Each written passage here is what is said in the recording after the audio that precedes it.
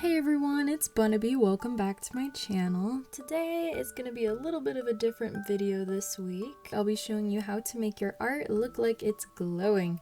This is just how I learned to do it and how I like to do it. There are lots of other techniques out there as well. Alright, let's get started.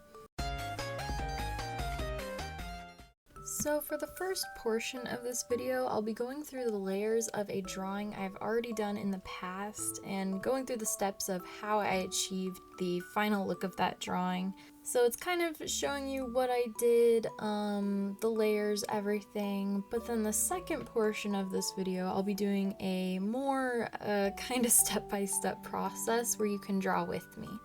So if you want to skip to the second portion of the video, I've left a timestamp to do so. Alright, so I've pulled up the drawing that we are going to analyze and kind of look over, and I'll show you kind of how I was able to achieve the final product. Which, this is kind of a sneak peek for a much bigger project I'll be announcing on my channel soon, so make sure to stay tuned for that. I have three different versions of this drawing. I have daytime, nighttime, and then nighttime with another light source. And that other light source being the glow from inside the mushroom house and the flower lights hanging outside. So let me show you how I achieved this. So here you can see we have the base drawing. I don't have any layers over the top of it. This is just what I started with. No added filters, anything like that. So what I went and did is I went and changed a few little things here. The original, you can tell the water is a different blue. It's a lighter blue because it's in the daytime. And then the background, you can see a little piece of the sky next to the pink flower in the back. And I went ahead and changed that as well. I then also added a slight glow by the window and on each and every little flower light. And I just did that with like a soft airbrush. So now we have this darker layer on top, which I set to multiply, and I also adjust the opacity of, but then you go around and you actually just erase around the glowing parts with a airbrush. And that'll kind of give it the effect that it's glowing because the layer underneath is brighter. Then after that, I went ahead and duplicated the layer and put the layer style as hard light. So then after that, you're definitely going to want to like adjust a few things, add some things. So I went ahead and added a light source in the corner, kind of where you see the sky. So that's like the moonlight coming out from that way. So I just used an airbrush there. And then I added a shadow down in the right-hand side corner to give it more depth. But I also put that shadow behind this little rock in front here. That way some stuff was like popping out a little bit more than others. I also used some of Photoshop's tools like adjusting the exposure or the levels, stuff like that to make it more saturated and a higher contrast. Then I also just did a black layer on top and adjusted the opacity and set it to multiply to give it more depth. Once you have all that, you can start adding highlights. And what you want to do with highlights is you want to match the colors. So if the setting has like, you know, these purpley blue overlays, you could do a transparent white and adjust the opacity so that way it would blend with the background. I did a very, very light purple and adjusted it to match everything properly. And then you want to have another layer with more highlights for your added light source. So if you have lights like the window or the flower lights, you want to have a yellow highlight. So that was like the main one I was really focused on because that is the like major light source in this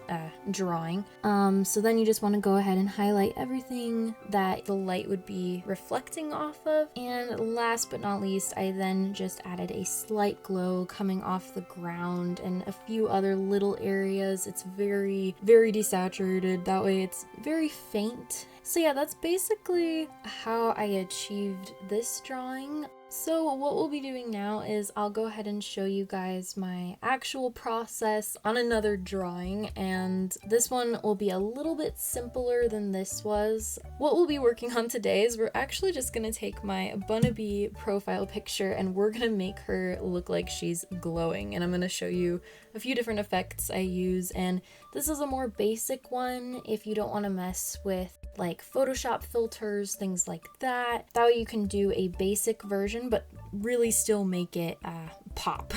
So I am doing this in Adobe Photoshop CS5. So what you're going to need for this is to make sure that your drawing app or drawing program has a decent amount of brushes and blending modes.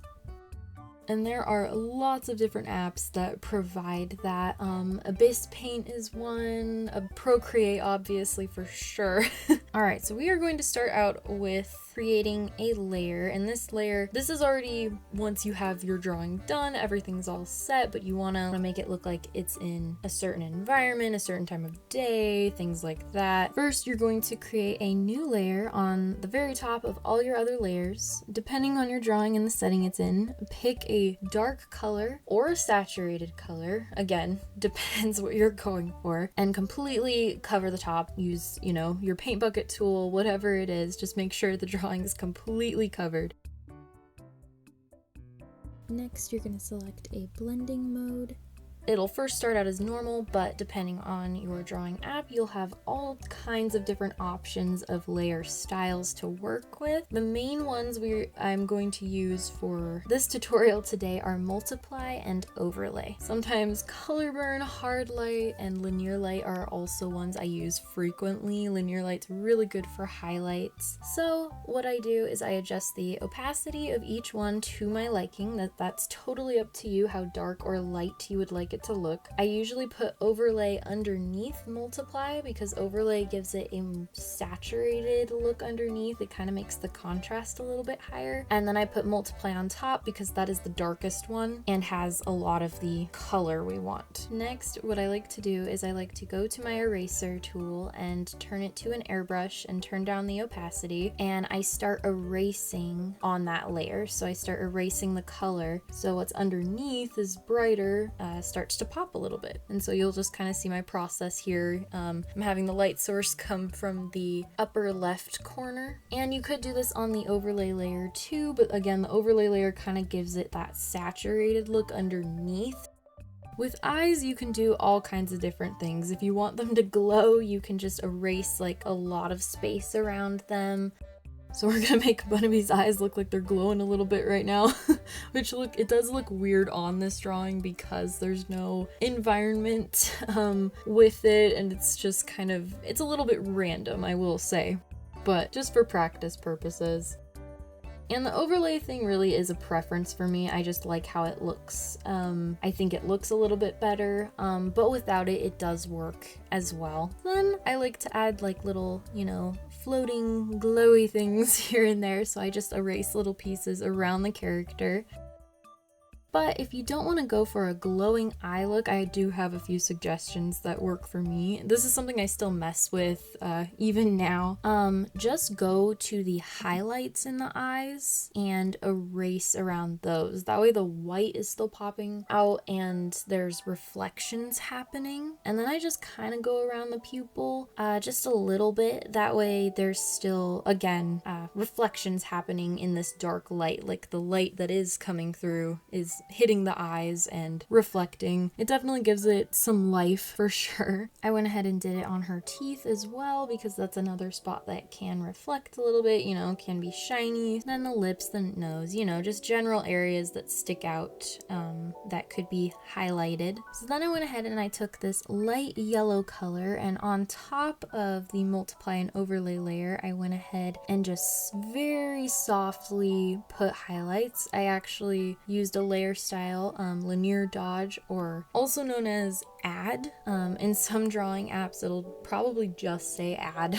And then I went ahead and started doing my shadow in the corner and then my highlight on top. That way you could see where the light source was coming from, all that kind of thing again. And there's so many different layer styles you can choose for this. I decided to go with linear light for this one.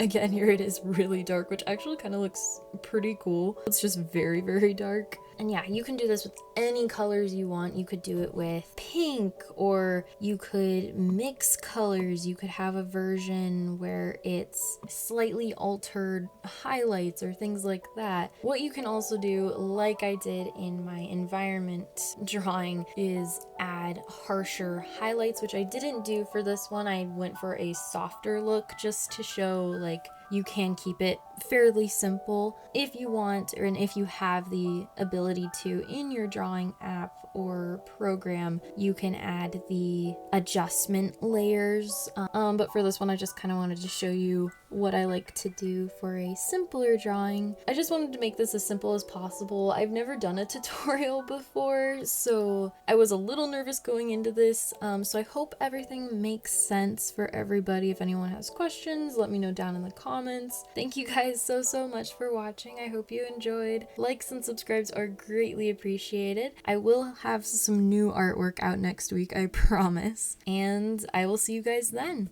Bye-bye!